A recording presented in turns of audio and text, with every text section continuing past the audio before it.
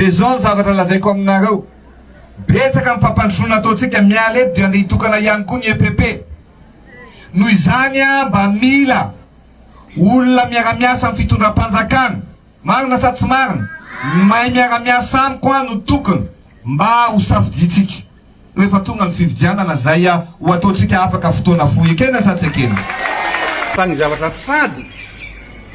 zay tena tsy azo atao ary mety hitarika disqualification na fagnafahana fanesorana andaharana le candidat amin'ny fividianana dia le manao an'izao hoe zaho rakoto candidat fidionareo za zay zany dia fadina amin'ny candidat sy ny mpanohana anazy koa dia tsy tokony hanao an'izany ny atoko manotra anazy tsy tokony hanao an'izany hoe ihano candidat naika fidio tena fady zay a farako mafy dia tsy indriako mafy zavatra zay mba tsy fanometsiny tsika fa raha vao misy candidat manao an'izany am'izay resaty hoe pré-campagne zay a ka manao hoe fidio a dia ho avy ny sazy raha misy mitory ary na tsisy mitory raha dia mety raha fahafantariny ACC anagnana porofo zany zavatra zany dia tsy fanarahan-dalàna grave faly miarabantsika rehetra indray mbola tsara karakory basy manahoana salama akory ale salama vantegna akory lahale akory ge akory li akory koa akory rehiragnitsy akory izy io raha ny zavatra hozaraintsika androany moa dia ny mahakasikasiky ny raha politika no bosibosinao fakavakanao zarazaraintsika eto hitantsika manko fanehon-kevitra nataon'ny filohan'ny ACC Roland Kotarso fa hoe handraisana fepetra hono izay miteny fa hoe fidionareo za na eo candidat miteny an'izany na olona mpanohana ny candidat dia ho saziana ary raha misy izy proof dia azo disqualifié avy hatrany na dia tsisy proof aza fa ataontsika hoe fa hitany dia ACC no mandray fepetra avy hatrany ary hitantsika eto misy vidéo nataon'ny filoham-pirenena Andry Rajoelina tany Ambovombe sy Amboasary Androy dia ny teny izy nanamafy mihitsy fa hoe fidionareo izy izay miaraka amin'ny fitondram-pandrakana amin'izay manamora zavatra ary mba hampandroso ny firenentsika na hampandroso any tany misy an'ilay solombavambahoaka izay antoko mpanjakana izay zany hoe miaraka amin'ny fitondra fanjakana zany raha amin'ny ankapobeny mauvais tsy hitany ACC zavatra mivanga zao izao dia fandikan-dalàna ray soary ny andraikitrinao Andriamatofilo ny ACC amin'izao faneho-kevitra ataon'ny filoham-pirenena Andry Rajoelina zao mauvais ho raisinao ny fanampahan-kevitra satria izay olona ho izy anao ary nanamafy anao ary nanome fepetra fa tsy maintsy andraisana fepetra izay olona tsy manara-dalàna izay ray soary ny andraikitrao mahakasika ity filoham-pirenena Andry Rajoelina ty raha say tokoa ianao mandray andraikitra amin'izany ny teny na faneho-kevitra izay nataonao izay tsy ho possible manko filohan'ny ACC ataontsika haleo tena na handray andraikitra na hiampanga na ataontsika hoe hiteny izay faneho-kevitra nataon'ny filoham-pirenena Andry Rajoelina zay mauvais petraka ihany koa ny fanontaniana ho antsika rehetrarehetra na mpanohitra zany fa indrindrindrindra ianareo mpanohana ity fitondram-pandrakana na mpisolelaka zany na mpanina zany amin'ny fitondram-pandrakana manara-dalàna ve zavatra teneny filoham-pirenena Andry Rajoelina zao arahantsika vidéo rehefa avy eo izay faneho-kevitra nataony hoe fidio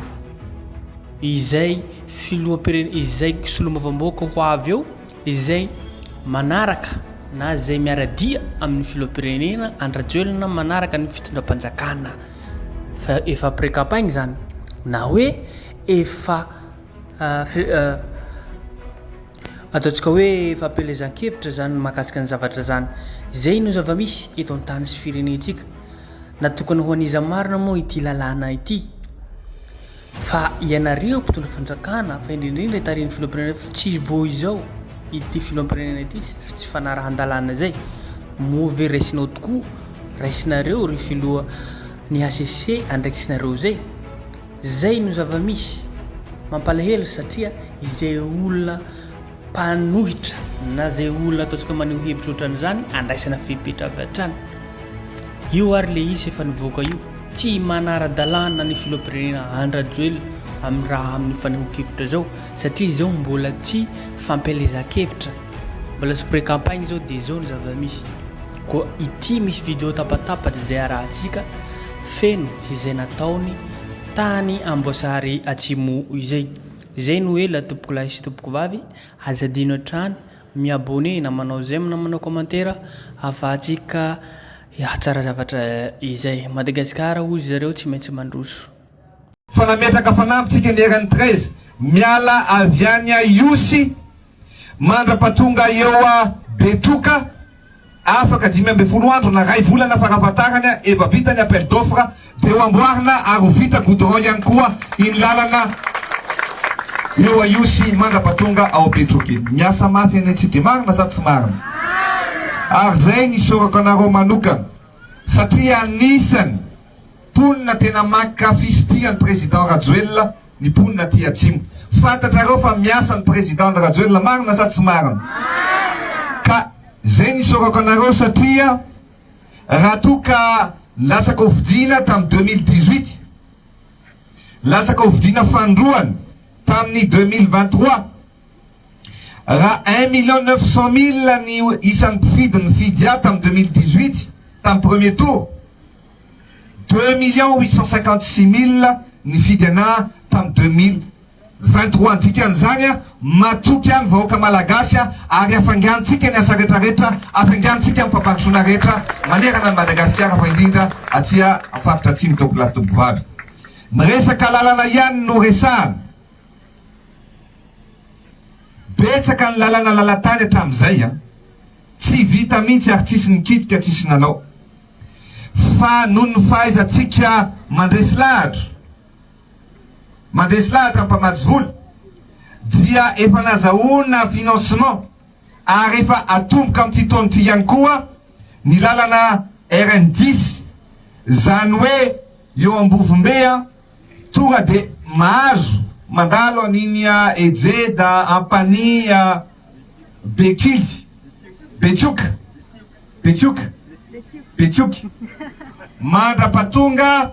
any Andranovory dia eo ndray zany tsika misafidy hoe ho an'ny Toliara sa ho any Antananarivo zany ny fampandrosoana apetratsika ty Atsimo tompoko lahy tompoko vavy miteny aminareo fa miasa mafy tsika ary tsy ho ela zay mamangivangy moa ty havana fa tsy ho ela dia iverina ty indray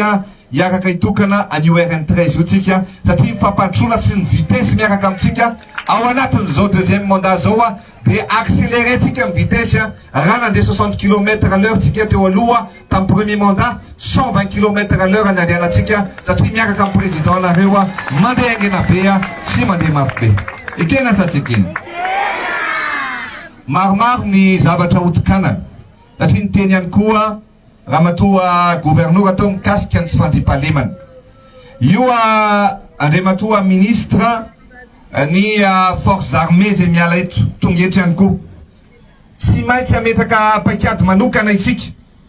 amin'ny hoentina mba ampandro fahalemana tanteraka ny eto Mosary eniko hitako dolo reny olona tapado reny olona laina maso reny dalo rehetrarehetra reny fa tsy maintsy edivatsika ny dalo ary tsika izay mahafantatra ny dalo tokony hanondroka ny reny fa tsy maintsy ho faizitsika ary hopitehatsika tsy maintsy ho ravatsika ny dalo zay tsy mampisy ny fandriampahalemana eto Mosary tompoko lahy tompoko vavy mety sa tsy mety matokisinareo fa anao ny ezaka rehetritsika ary zay indrindra no miala eto izay dia andeha hitokana ny base de détachement manokana satria ametraka mpitandron'ny filaminana tsy hoe mandalo fotsiny fa mipetraka tanteraka atia Amboasary isika dia misy ny base manokana ipetrahan'ny tafika sy mifolohan-da ao Beara zay aviatsika dia hitokana an'izany androany mametoky anareo io koa andriamatoa prime ministre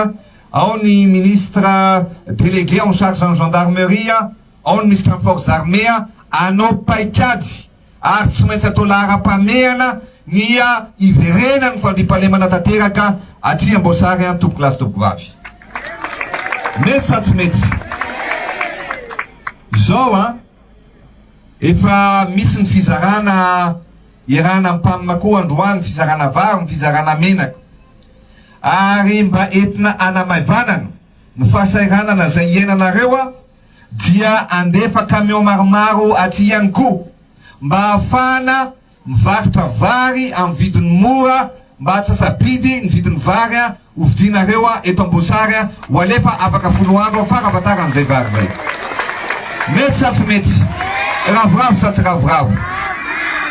De zao ny zavatra lazaiko aminareo. Betsaka amin'ny fampandrosoana ataontsika miala eto dia andeha hitokana ihany koa ny EPP. Noho izany a mba mila olona miara-miasa amin'ny fitondram-panjakana. Marina sa tsy marina? Mahay miara-miasa amiko a no tokony mba ho safiditsika rehefa tonga ny fividiana. Fa ny zavatra fady zay tena tsy azo atao ary mety hitarika disqualification na fagnafahana fanesorana andaharana le candidat amin'ny fividiana dia le manao an'izao hoe zaho rakoto candidat fidionareo zaho. Zay zany dia fadina amin'ny candidat sy ny mpanohana anazy. Mpanohana anazy koa dia tsy tokony hanao an'izany ny atoko manotra anazy, tsy tokony hanao an'izany hoe ihany candidat ndraika fidio. Tena fady